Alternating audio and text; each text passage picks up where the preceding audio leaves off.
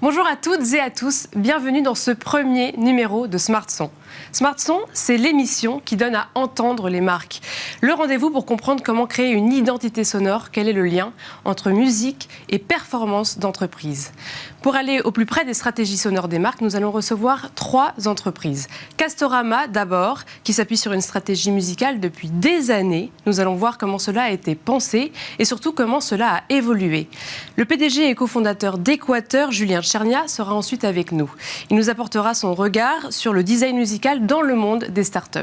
Il sera suivi de Patrick von Bloem, coprésident et cofondateur de Toluna Harris Interactive, un institut de sondage qui sonde de plus en plus le son. Enfin, nous terminerons par une touche actu avec celui qui m'accompagne durant toute l'émission pour son regard d'expert. C'est Michael Boumendil, qui est président de 6e Son. Bienvenue à toutes et à tous qui nous rejoignent. Tout de suite, c'est Smart Son.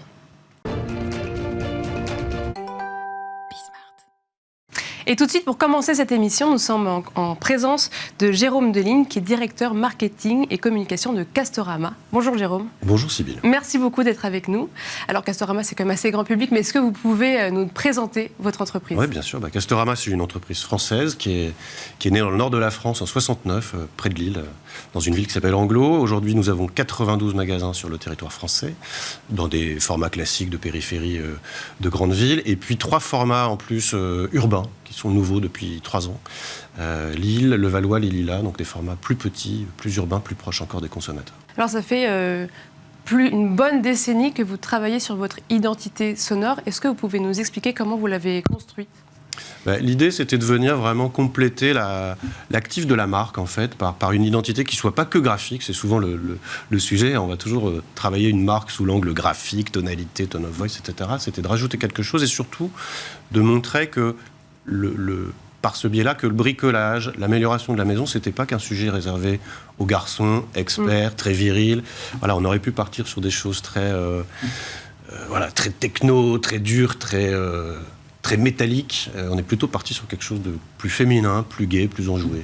Justement, alors on va l'écouter tout de suite. C'est vrai, c'est très frais. C'était ça l'objectif ? C'était ça l'objectif. Alors, c'est le nom de code, il s'appelle le Pala Pala. Vous l'avez entendu. Ah oui. Et bien justement, il y a une récente étude de Toluna Harris Interactive qui montre que la signature sonore de Castorama est aujourd'hui très bien identifiée, toujours très performante. Comment vous l'utilisez dans votre communication ?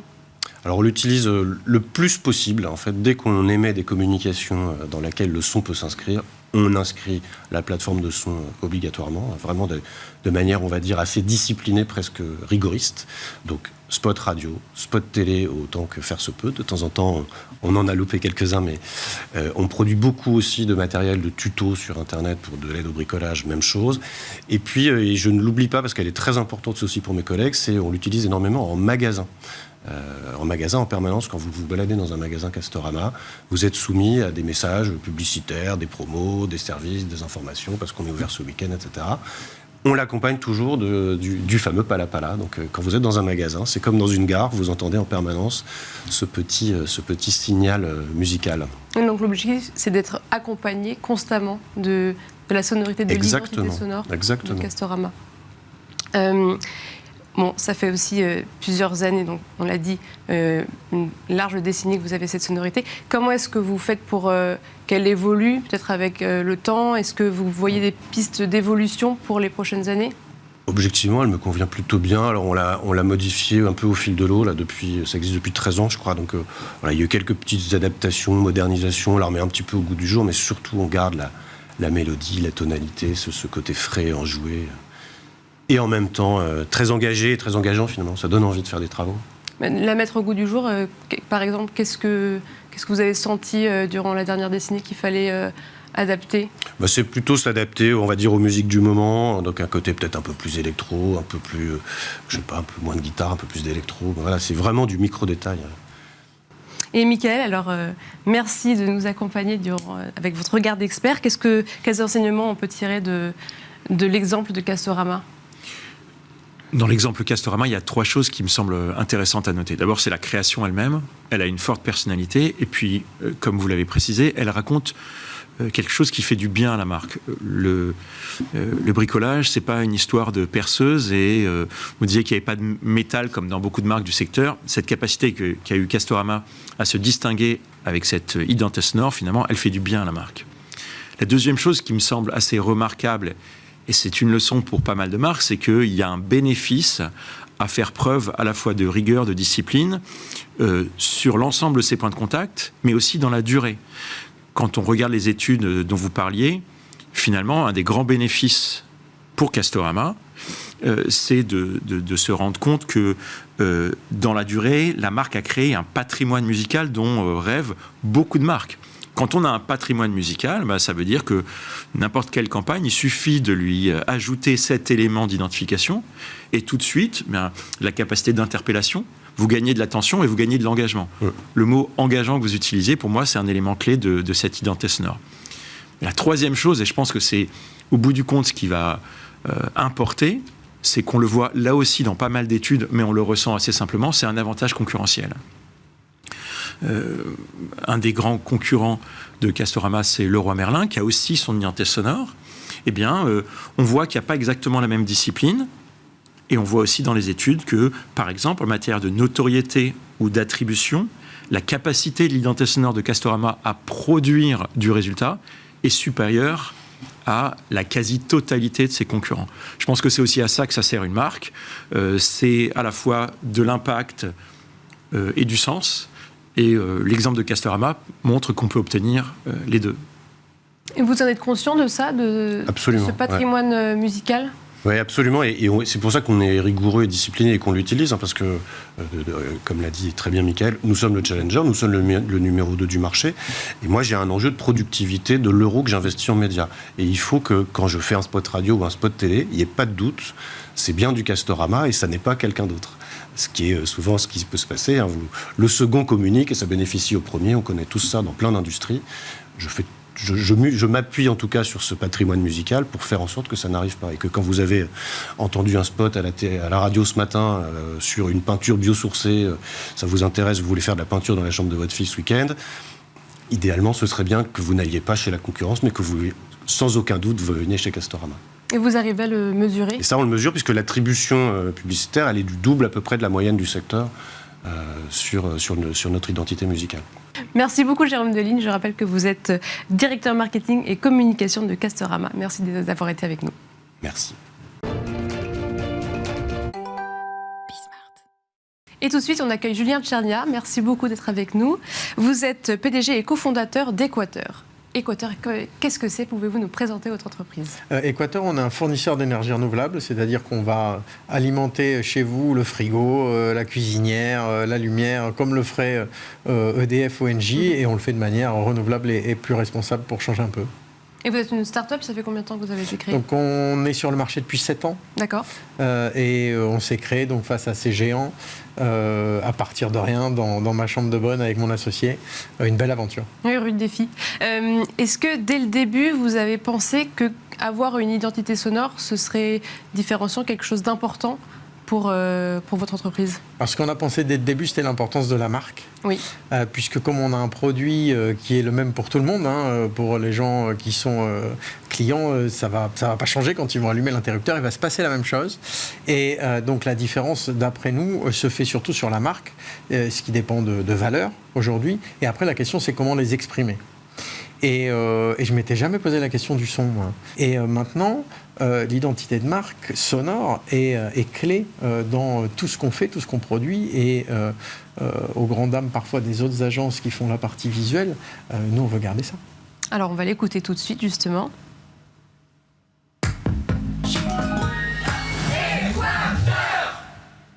Alors, quel message est-ce que vous avez voulu faire passer à travers cette identité ? Alors, déjà, en amont, ce qui est intéressant, c'est qu'on a parlé d'Équateur aux différents employés de 6e son, et c'est eux qui ont dit, mais il y a une force chez Équateur, c'est la communauté, c'est que les gens ensuite se sentent appartenir à quelque chose, et donc on va exprimer ça, et les voix qu'on entend là, ce sont les employés d'Équateur qui sont allés au studio de 6e son, et on a tous enregistré, donc en plus on a passé un moment de team building hyper sympa pendant une demi-journée, et donc l'idée c'est, ensemble, on peut faire changer les choses. Ensemble, on peut participer à la transition énergétique. Et je trouve que, moi je suis très content, je trouve que ça sort bien. J'espère que les spectateurs aussi ont entendu la même chose que ce qu'on voulait dire. Mickaël, c'est fréquent ça pour une start-up de se tourner vers l'identité sonore ? Ça ne l'était pas du tout parce que d'abord, je pense que la question de la marque pour beaucoup de startups n'était pas une question essentielle. Beaucoup de startups se créent sur une innovation technologique et vont mettre l'accent sur la techno elle-même. Sauf que les startups, comme les autres entreprises, ont des clients. Et les clients, il faut être capable de les prendre en charge, de leur dire à la fois qui on est, quelle est sa personnalité, quelle est sa différence. On voit de plus en plus de startups se poser la question de l'identité et de l'identité sonore de plus en plus tôt. Et puis elles le font pour une raison assez simple, c'est que leurs canaux de communication ont besoin de son.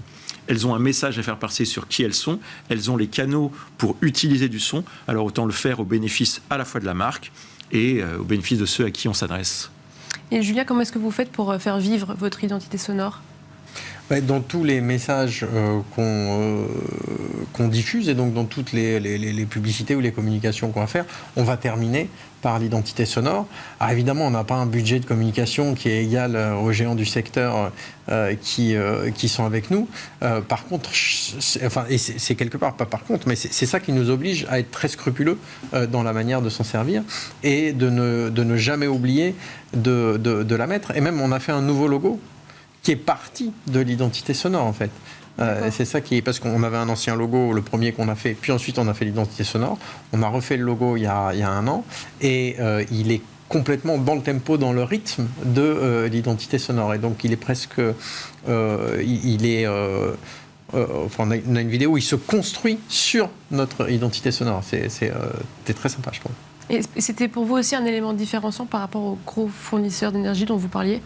Oui, c'est un élément différenciant pour notre marque. En fait, c'est même plus une question de différenciation. Maintenant, c'est nous. Et ça fait partie de nous. Et il faut qu'on le garde. Nous, on veut exprimer quelque chose. On estime que, je pense à raison, que cette identité-là le fait. Et donc, on fonce, quoi. On reste là-dessus. Il y a une deuxième chose sur le son, c'est qu'on entend beaucoup dans les publicités des musiques connues. Mm-hmm.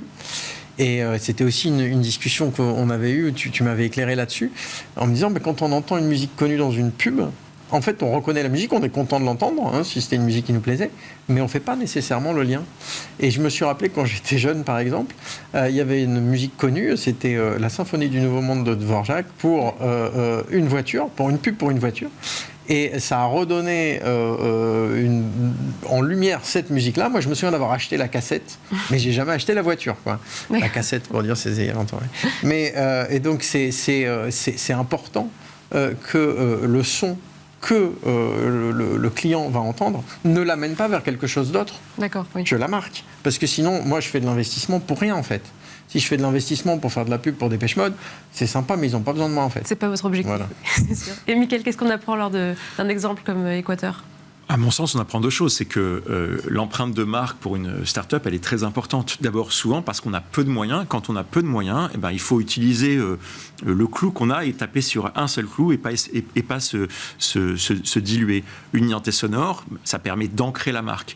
Et en ancrant la marque, il y a quelque chose qu'on réussit à bâtir quand on est une start-up et dont on a besoin.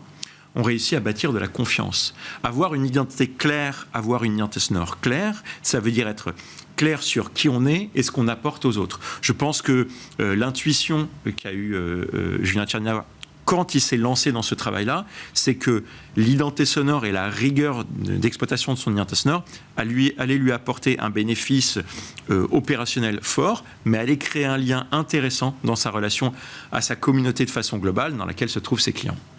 Bien, merci beaucoup tous les deux. Julien Tchernia, je rappelle que vous êtes PDG et cofondateur d'Équateur. Merci d'avoir été avec nous. Merci. Merci. Et nous sommes tout de suite en compagnie de Patrick Van Bloem, qui est coprésident de Toluna Harris Interactive, un institut de sondage. Merci beaucoup d'être avec nous. Merci de m'accueillir. Est-ce que vous pouvez nous dire depuis combien de temps est-ce que vous sondez, faites des sondages sur l'identité sonore des marques ? Alors, ça fait très longtemps qu'on fait des sondages sur les marques et sur leurs différentes composantes. Ça fait maintenant quelques années qu'on a vraiment créé un focus particulier pour comprendre l'importance spécifique du son dans l'identité de la marque, dans sa performance, et de comprendre aussi les leviers que les marques peuvent mettre en place pour progresser. Et pourquoi est-ce que vous vous êtes dit qu'il fallait créer ce nouveau secteur, ce nouveau département ? En fait, au-delà de créer un nouveau département, on a réalisé, justement, quand on étudiait les marques, qu'on travaillait beaucoup sur tout ce qui est image, texte, annonce, etc. Et que le son, qui est un élément fondamental, était souvent conçu comme le petit plus, le sel et le poivre de la recette, etc. Or, c'est pas le cas. C'est pas le cas. Le son, c'est fondamental. C'est un marqueur. On le voit dans notre vie courante, mais c'est un marqueur de notre vie. On se souvient tous d'émotions particulières liées à du son, etc., à des chansons. Et tout à l'heure, on parlait d'un bruit qui dérange, etc. Mais voilà, on est marqué par le son, et c'est étudié comme étant un petit plus. Tiens, si on mettait un peu de musique sur cette publicité, tiens, si on mettait un peu de musique en magasin. Non, en fait, c'est vraiment quelque chose que l'on doit mesurer, parce que ça a énormément d'impact sur la performance des marques. Et donc, si on ne le mesure pas, on ne va pas progresser, on ne va pas savoir où on en est. Et c'est pour ça qu'on a commencé à travailler. On a travaillé notamment avec 6e Son sur un baromètre de performance des marques pour pouvoir avoir aussi un jalon, un benchmark et pouvoir se dire, tiens, j'en suis où par rapport aux normes du marché sur cet élément. Et on voit vraiment qu'il y a des grandes différences selon les marques et leur stratégie. Mais avant de revenir vraiment sur ce baromètre en détail, est-ce que vous savez à quel point les Français sont sensibles à l'identité sonore des marques ? Est-ce que vous voyez ça dans vos sondages ? On le voit de deux manières. Déjà, on le mesure quand on évalue une campagne ou une identité, on voit bien qu'il y a un impact. Et indépendamment de ça, quand on leur demande, tout simplement, est-ce que c'est important pour vous ? Vous avez 82% des Français qui considèrent que c'est important pour une marque d'avoir une identité sonore. C'est à peu près au même niveau que le logo. D'accord, c'est au même niveau. Voilà, on est vraiment à quelques détails près au même niveau. Et donc, c'est assumé. Mais au-delà d'être assumé, parfois, d'ailleurs, les gens sous-estiment l'impact que quelque chose peut avoir sur eux. On le voit sur la publicité. Les gens disent, la publicité, ça ne m'influence pas. C'est pas vrai. La publicité, ça influence. Le son, ils disent ça m'influence, mais ça les influence certainement encore plus que ce qu'ils veulent bien penser, parce que c'est induit. Et on le voit d'ailleurs, il y a des traces mémorielles extrêmement fortes des identités sonores. On en parlait dans pas mal d'exemples. Ça permet à une marque de poser son territoire et de se différencier et d'identifier ses publicités à sa marque ou son expérience à sa marque. Mickaël, du côté des entreprises, c'est très important pour elles de sonder la retombée d'une campagne sonore ? Je crois que la première chose, c'est ce que vient de dire Patrick, c'est que si vous ne mesurez pas, vous ne pouvez pas vous améliorer, parce que vous ne savez pas de là où vous partez et là où vous voulez aller. La deuxième chose, et je pense que c'est un fait très notable dans l'approche que Toluna Harris Interactive a dans son travail d'évaluation du son, c'est qu'ils vont d'ailleurs parfois aller chercher des données qui sont presque contre-intuitives. Pendant longtemps, dans les campagnes publicitaires ou de façon générale, les marques cherchaient à démontrer que c'était bien d'avoir des musiques que les gens aimaient. Or, en réalité, on se rend compte, à travers la lecture d'un certain nombre de données qui ont été publiées par Toluna Interactive, que, parfois, le fait que les gens aiment, c'est contre-productif pour la marque. Parce que l'enjeu, ça n'est pas que les gens aiment, c'est que les gens comprennent, c'est que les gens... associent peut-être ? Plus que ça, qu'ils associent une fois qu'ils ont remarqué et que ça a pris leur attention. D'accord. En réalité, si vous aimez quelque chose, vous êtes dans une zone de confort. Et beaucoup d'éléments qui ont été démontrés par Toluna Harris Interactive, c'est qu'il faut d'abord travailler cette question de l'attention. Donc oui, on a besoin de mesurer parce qu'on a besoin de s'améliorer et on a besoin de mesurer pour comprendre dans quelle mesure les leviers réels de succès sont bien là dans la musique d'une campagne, dans le son d'une identité sonore. C'est fondamental. Patrick, quels seraient du coup les grands enseignements du côté des marques que vous pouvez tirer des baromètres que vous avez publiés ? En fait, l'élément dont Mickaël vient de parler est vraiment crucial. C'est-à-dire que, évidemment, qu'on va mesurer l'agrément, parce qu'il ne faut pas non plus qu'une musique heurte ou aille. Mais le plus important, c'est qu'en fait, on comprend que certaines identités sonores vont marquer un territoire, vont parfois peut-être un peu heurter ou surprendre, mais avec le temps, vont positionner une marque beaucoup plus fortement que d'autres éléments, en fait. Et c'est ça qui nous a marqué, c'est que c'est plus induit, en fait, c'est moins immédiat, mais on voit vraiment comment une identité sonore peut marquer les esprits. Et vous savez, le rôle d'une marque, c'est ça s'appelle une marque, c'est un marqueur. C'est-à-dire que c'est quelque chose, c'est un repère. Et on vit en plus dans un monde qui est relativement instable, vous avez certainement remarqué, crise du Covid, inflation, guerre en Ukraine, etc. Donc c'est important que les consommateurs et les citoyens puissent avoir des marqueurs forts et des marques font partie de ces éléments. Et quand l'identité sonore est efficace, au-delà de plaire ou déplaire, c'est pas ça qui nous intéresse. Quand elle est efficace, elle crée ce marqueur et du coup, les consommateurs s'identifient à quelque chose et au moment où ils auront des choix à faire, forcément, ça va avoir un impact sur leur consommation. Et c'est vraiment notre métier, nous, c'est de comprendre quels sont les leviers pour nos clients pour être plus efficaces, plus pertinents. Et donc, sortir du juste plaisir de se dire tiens, je vais faire une publicité, tiens, je vais mettre tel artiste, etc. C'est très sympa, c'est très louable, c'est très bien aussi pour les artistes en termes de modèle économique, mais c'est plus important pour les marques de partir de leurs enjeux à eux et d'aller chercher, et c'est pour ça que la création est intéressante dans l'identité sonore, d'aller chercher quelque chose qui soit efficace, pertinent et durable, parce que comme c'est un marqueur, ça dure. Oui. Et donc, il faut vraiment réussir. C'est pour ça qu'on veut pré-tester. C'est que si on se plante au début, on en a pour des années parce qu'on a beaucoup de marques qui sont scotchées à une ancienne identité sonore parce que ce marqueur est fort. Est-ce qu'il y aurait des erreurs à ne pas connaître qu'on pourrait voir qu'on pourrait voir dans ce baromètre ? Techniquement, je laisserai peut-être plutôt Michael sur les erreurs de niveau de son, mais l'erreur principale, c'est de chercher. Et on ne le voit pas forcément dans le baromètre, c'est chercher à se faire plaisir, en fait. C'est de se dire, je vais créer quelque chose qui me plaît à moi. Et c'est une erreur qu'on ne trouve pas que dans le son, on le retrouve dans tout, dans les visuels, etc. Et c'est pour ça qu'on fait beaucoup de pré-tests. Ce qui est important, c'est non pas d'ailleurs faire plaisir non plus à ses clients, mais c'est de trouver ce qui va correspondre à l'identité de la marque. Et donc, on va le mesurer de manière dissociée de la marque. Mm-hmm. Qu'est-ce que ce son va évoquer ? Est-ce que c'est bien ça qu'on visait ? Et ensuite, on va voir s'il s'associe ou pas avec la marque. Normalement, si le premier fonctionne, le deuxième risque de fonctionner. Mais voilà. Et l'erreur, c'est vraiment de se dire, bon, ça, c'est une bonne musique, les gens aiment bien, etc. Ça va fonctionner. Non, c'est pas vrai. Michael, quelle est la spécificité du baromètre, du coup, qui s'appelle exactement baromètre de performance musicale des marques, initié par 6e Son et Toluna Arris Interactive ? D'abord, il y a une chose qui est intéressante, c'est de le faire sur les années. On voit l'évolution finalement des rapports entre les musiques de marques et les publics auxquels ils s'adressent. Et on se rend compte que pour bâtir un patrimoine de marque, il faut de la détermination et que si vous ne l'avez pas, on le voit dans certains nombre d'évaluations, vous vous effondrez. Il y a un autre enseignement que je trouve essentiel et Toluna Arris Interactive l'a montré assez vite, c'est que finalement, et ça peut paraître contre-intuitif là aussi, quand vous utilisez une musique connue, sympathique, que les gens adorent, ça ne crée pas de lien à la marque. Ça a même tendance à la diluer. Puis il y a une troisième chose que je trouve essentielle quand on lit dans le temps les études que vous publiez, c'est que finalement, la musique de marque, l'identité sonore de marque, c'est un lien à nul autre paraître, parce qu'il y a une capacité émotionnelle à créer de la familiarité avec ses publics. Créer de la familiarité avec ses publics dans un contexte qui est quand même de plus en plus tendu et concurrentiel, c'est un avantage de marque, et donc l'identité sonore, sous l'angle que vous exposez, c'est un élément de succès des marques. C'est un élément business. Moi, je trouve que c'est déjà pas mal comme enseignement.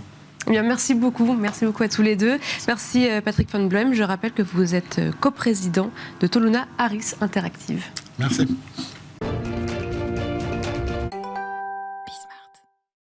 Et on termine cette émission par une pause actualité qui s'appelle Tendance Son. Alors Michael, vous souhaitiez nous parler d'une récente étude concernant l'identité sonore et la Gen Z. Absolument. C'est une étude que le média en ligne Martech Cube a diffusée récemment. Oui. C'est une étude qui a été réalisée par l'Institut britannique Soundout, dédiée au son. Et cette étude, elle est intéressante parce qu'elle pose un œil nouveau sur les relations entre la Gen Z, les jeunes générations, et les marques à travers l'utilisation que les marques font du son et de la musique. Et cette étude, elle raconte un truc un peu problématique, mais riche d'enseignements. Les marques ne savent pas bâtir de la notoriété et de l'attribution auprès de ces jeunes générations parce qu'elles utilisent mal la musique et notamment leur identité sonore. Quand on creuse un peu dans l'étude, qu'est-ce qu'on voit ? On voit finalement que les marques utilisent leur identité sonore de façon plutôt performante, cohérente, sur les médias traditionnels. Mais que quand il s'agit finalement de s'exposer sur les réseaux sociaux, et notamment sur TikTok, eh bien, les marques vont faire appel à des musiques plus tendances, des musiques plus génériques, des musiques de stock, des musiques de librairie, parfois même la musique que TikTok offre gracieusement aux marques.